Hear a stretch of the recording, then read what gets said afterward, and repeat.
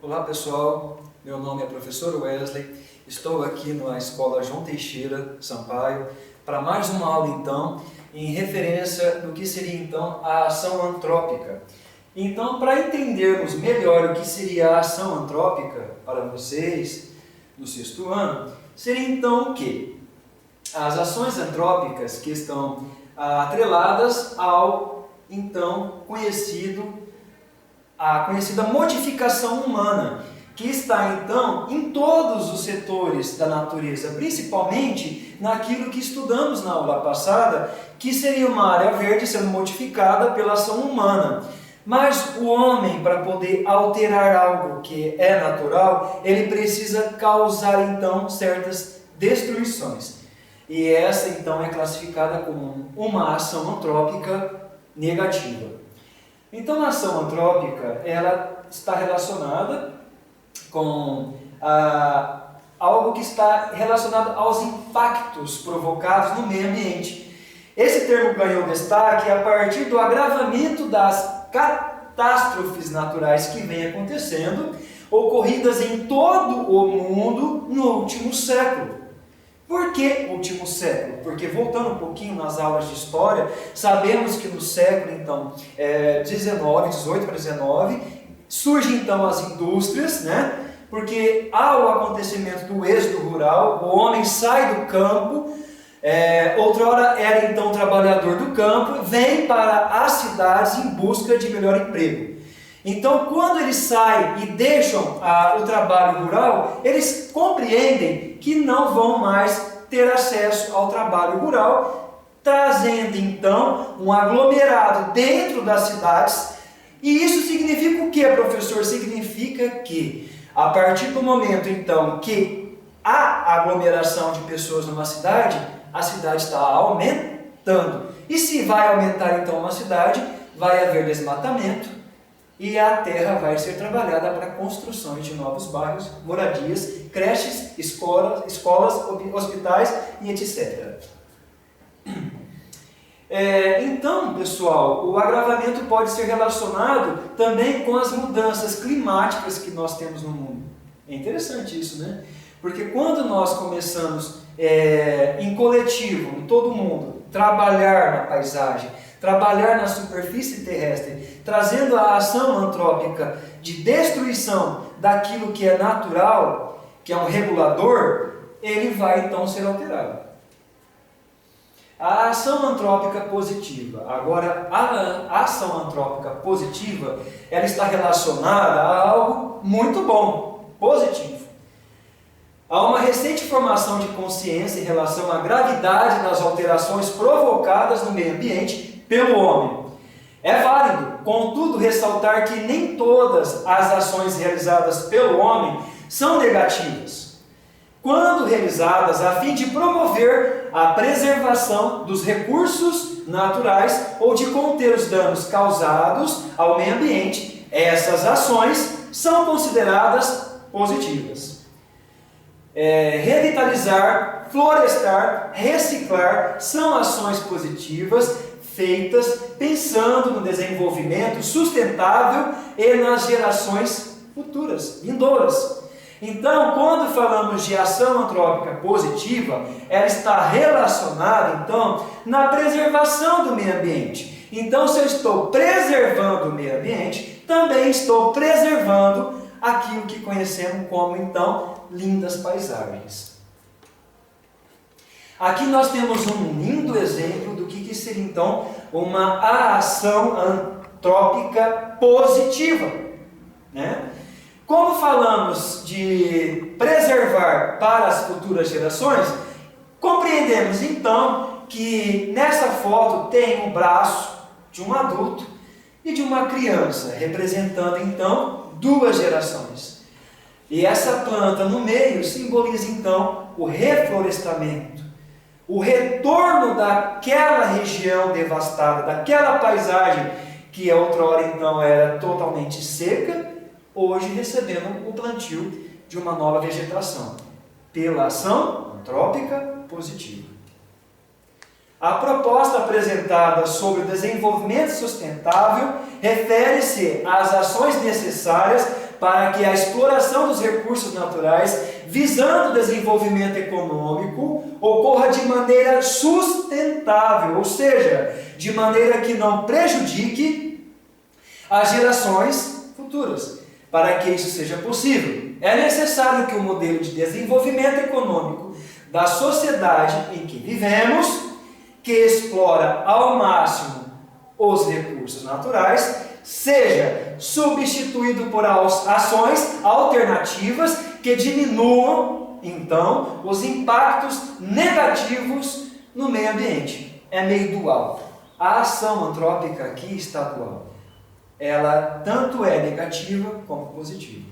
A ação antrópica, a ação do homem na natureza, evidentemente, se falamos de natureza, falamos da paisagem natural e também falamos da paisagem antrópica.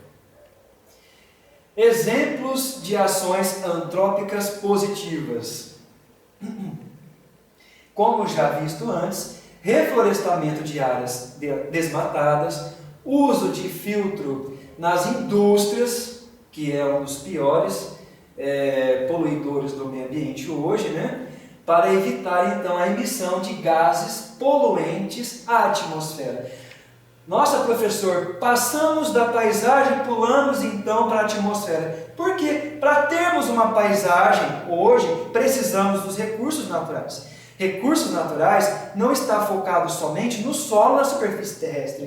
Precisamos, então, entender que a paisagem natural, como a paisagem antrópica, precisa de chuva, precisa de vento, precisa da natureza e precisa que tudo seja coeso, esteja em perfeitamente harmonia com a natureza. Então, a paisagem precisa, então, que todos os recursos sejam, evidentemente, preservados.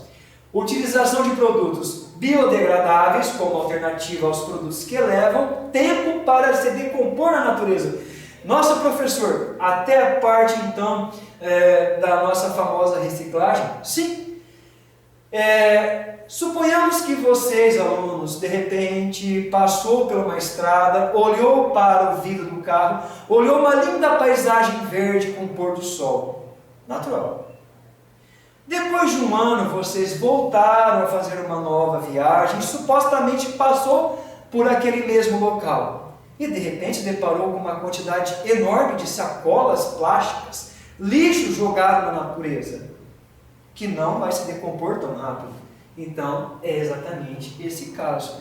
A utilização de produtos biodegradáveis para que isso não aconteça na nossa natureza. Incentivo de políticas para a educação ambiental, isso é muito importante. Recuperação de matas ciliares, uso consciente de recursos hídricos, economia de energia, coleta seletiva de lixo e reciclagem. Porque quando falamos das matas, nós precisamos compreender que as matas, elas precisam prosseguir, ela como se fosse um espaço em branco, queimado, desmatado, e a mata, ela tem que fechar aquilo ali, entendeu? Ela tem que cobrir o desmatamento. E às vezes isso quase que impossível. No Amazonas, por exemplo, há desmatamento, que certas áreas de desmatamento ali acabou completamente com aquela mata existente, predominante daquela região. A população deve também mudar os seus hábitos e fazer uso consciente dos recursos naturais, evitando desperdício de recursos como água, energia e alimentos, bem como usar produtos biodegradáveis. Aqui nós temos uma representação de um solo natural, né? E depois temos também a dualidade aqui, né? A dual, né? O solo verdinho, natural, e já com a ação antrópica do homem no desmatamento. Mas essa representação desta mão, então, sexto ano, do homem colocando uma pecinha do quebra-cabeça, significa que o homem tem capacidade, numa ação antrópica, reconstruir a paisagem natural novamente. No ano de 1972, aconteceu na Suécia a primeira Conferência Mundial sobre o Meio Ambiente. Em 1987, então, o conceito de desenvolvimento sustentável foi apresentado por meio de um relatório no nosso futuro comum, né? Então, elaborado pela Comissão Mundial sobre o Meio Ambiente por meio da Organização das Nações Unidas, ONU, né? Esse relatório tinha como principal objetivo expor as principais mudanças necessárias para que o desenvolvimento econômico e a exploração dos recursos naturais ocorressem de forma que não prejudicasse o suprimento das gerações futuras. Nós temos aqui, pessoal, algumas representações, mas como está meio que desfocado, tem os objetivos, então, aqui que deve ser seguido, tá? Nós temos o objetivo 1, 2, 3, 4, e quando voltar, então, à aula presencial, nós vamos trabalhar um pouquinho sobre esses objetivos. Ah, apareceu aqui. Tinha, então, o primeiro objetivo, né? A erradicação da pobreza. O 2, fome zero. 3, boa saúde e bem-estar. 4, educação com qualidade. 5, igualdade de gênero. 6, água limpa e saneamento básico. 7, energia acessível e limpa. 8, emprego digno e crescimento econômico. 9, indústria, inovação e infraestrutura. Muito importante isso para uma paisagem, para a natureza. Redução das desigualdades.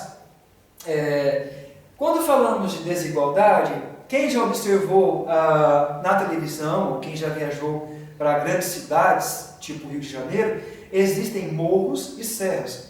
Quando olhamos, tem a vegetação dos morros e também tem as casinhas, as casas, as construções antrópicas do ser humano, né, que está ali localizado naquela região. Eles estão ali não é porque eles gostam, porque a desigualdade que está ali não proporciona para eles oportunidade de construir talvez uma casa num centro urbano próximo ao centro. Além de ser mais caro, os recursos ficam praticamente quase que impossíveis para que essas famílias constituam uma casa próxima ao centro de grandes cidades, principalmente grandes cidades econômicas como capitais. O 11, cidades e comunidades sustentáveis. Então, todo mundo trabalha em função da natureza, evidentemente a paisagem continua muito bonita, com pouca sujeira, seria isso.